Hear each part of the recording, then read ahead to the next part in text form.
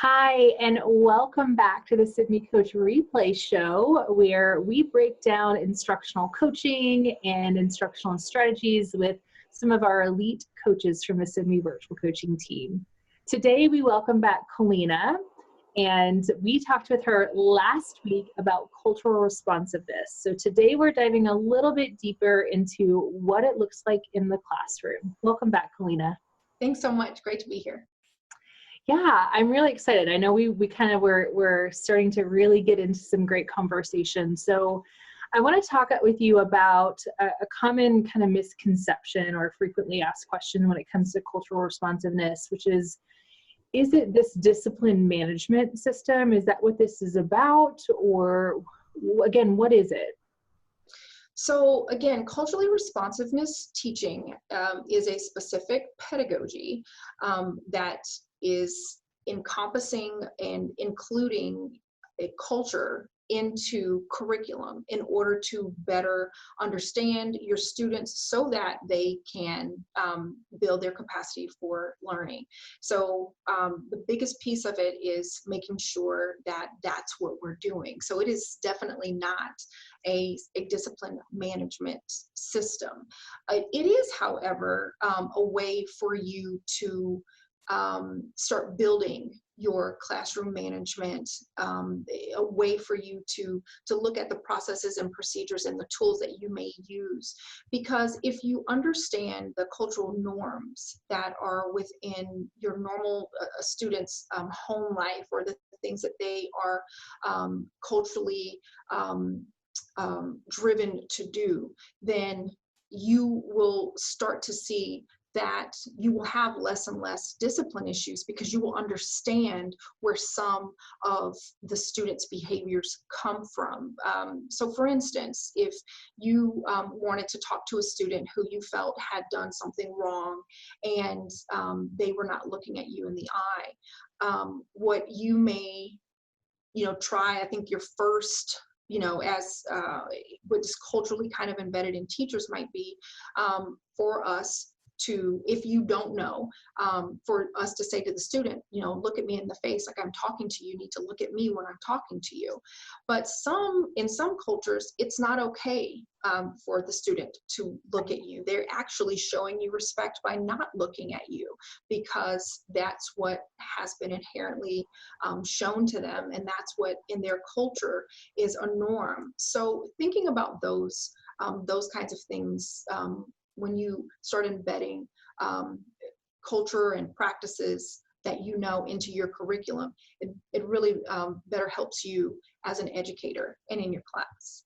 Yeah, and I love that you bring that example up, because that was when I was very first introduced into cultural responsiveness. I was teaching at near the Fort Hood military base there in Fort Hood, Colina, Texas, and so we had lots of different cultures, lots of diversity in our area, and so they did a great job of teaching cultural responsiveness in that district. And that was one of the main examples was, we may see it as disrespectful when we're talking to a student, especially if we're having a conversation and it's part of like having that reprimand kind of conversation. You want to say, look me in the eye when I'm talking to you, because you're feeling like you're being further disrespected. Right. When they are being respectful by not looking you in the eye, because that's a part of their culture. And there's actually lots of cultures that adhere to that, which is very different from a lot of other cultures. In my household, I'm working with my shy 7-year-old on, we're speaking loud enough. When people ask you a question, you look at them and you respond and you're polite. And that's just part of that norm for being polite. But then also understanding that it doesn't necessarily mean you're not being polite if you're talking to someone from a different culture. So how do you then, there are so many cultures and there are so many things that may not be tied to a specific ethnicity or even a religion, but just kind of the norm of the household. So as educators, how do we know, how do we keep informed about so much? I know last episode you talked a little bit about, if you are aware of a particular type of culture, you could look it up. But are we supposed to know all of these things deeply? Is it just enough to just be aware that it's there and spark that conversation? You know, how do we really start to include this into our classroom, and how can we stay on top of all the different cultural norms? I think the beginning of it is being aware, having a particular awareness about yourself in your classroom, and that willingness to kind of open yourself up to new things.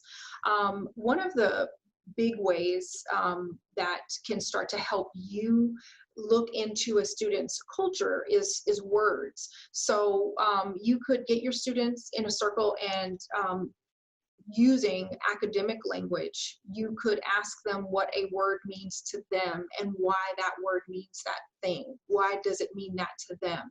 And so once you do that, you're able to say, so for example, I would use cell in a science term, the cell. And a student might say to me, they think of jail cell, or that's what the word means to them.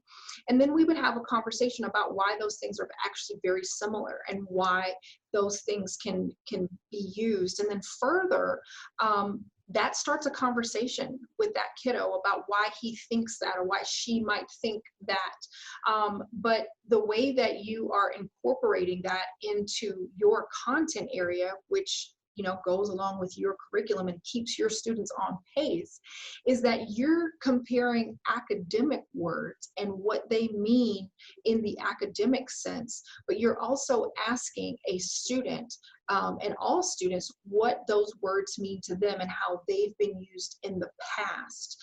And if they can give you a little bit of a glimpse into why they use the words that they use rather than using the word that you might want to use, then you start to have that dialogue and you better understand students.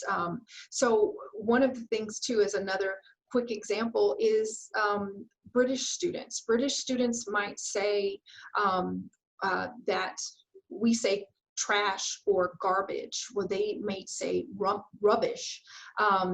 And if you have a different perspective of what those words mean, or a different understanding of what that word means, actually talking to your student and making them feel empowered to give you the lesson about what they know the word to mean really helps you on so many fronts. You've let them become the teacher. You've let them lead the conversation about why something means something to them. You've built a relationship. You've just opened so many doors because you've allowed that student in. And now you can use what you know to keep deepening and widening that student's capacity. Yeah. Oh gosh, I really love that. And we talked about last time how, it's not just between you and that particular student. It also supports the learning for the rest of the students and brings their awareness of other cultures and norms higher as well.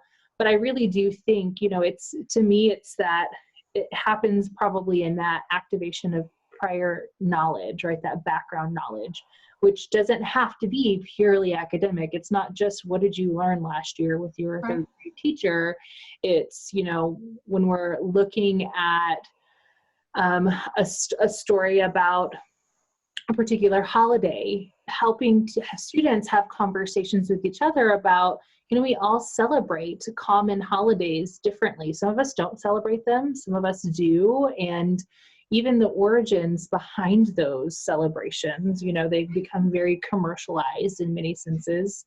Learning from each other why certain people celebrate in certain ways, I think can be really powerful and really eye-opening. I still think about back in third grade, there was one of our friends, Danielle. We had been going to school with her all the way through from kindergarten on, and it wasn't until third grade that we realized, and it was probably because we had a culturally responsive teacher, that Danielle didn't celebrate birthdays. She didn't celebrate Christmas like the rest of us, which there were probably many more students besides Danielle that didn't, but it was mind-blowing to us that she didn't celebrate birthdays. And we had tons of questions. And I remember that day very clearly that we got to ask Danielle about her family and her norms and why, and was she sad about it? She didn't get presents on her birthday. And she shared some really cool things with us that we were all kind of like, then we were all kind of like, wait, I'm kind of sad that I don't get to celebrate the way you celebrate things. Yeah. And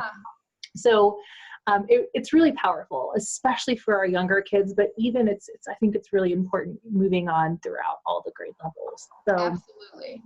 I love that. I love that. So as far as when we talk about in a leadership capacity and instructional coaching capacity, this can be a tough topic to discuss, especially if you are probably working with somebody who's a little bit more set in their ways. They haven't really been trained in cultural responsiveness, who have more of a fixed mindset about things. So how do you help teachers heighten their awareness of other cultures and begin to make changes in their classroom? So one of the biggest things is getting the teachers who want to do this. So you've got to have this willingness. You've got to have an openness about you and what you want for your class and for your school, for your district.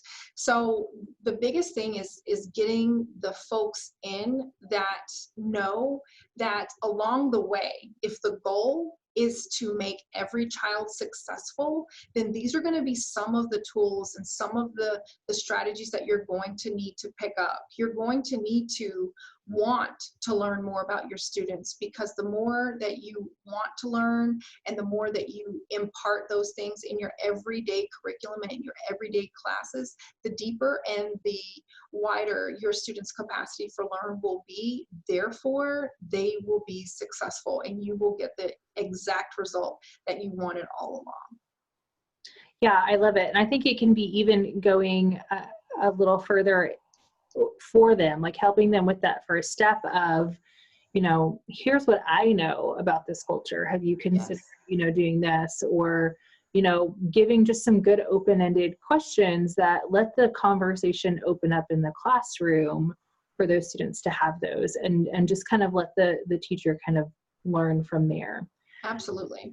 I love it. Well, once again, we are at the end of our time for our show. It's never enough time with you, Colina. So I'm really excited that you came and talked to us a little bit more about cultural responsiveness. Anything else, any last minute takeaways that you want to leave for the audience before we wrap up today? One big thing that it takes time. It takes time. No one is expecting anybody to flip the switch and for anyone to be perfect or exemplary or distinguished at any of the stages that this takes. It just takes a willingness and a wanting to see your students successful. But you've got to take it one day at a time. It's not going to happen overnight. But if you have that willingness and wanting, then it will happen. I love it. Yeah. So much of today's classrooms just require us to be open and vulnerable. So that's great advice. So I invite you all as viewers of the show, if you've got a question about cultural responsiveness, or you've got some examples of ways that you have implemented culturally responsive teaching into your classroom, I'd love for you to post those in the comments below. If you want to learn more, Colina has given us some sites and some links that provide some really great information and resources. We're going to post those as well in the comments below.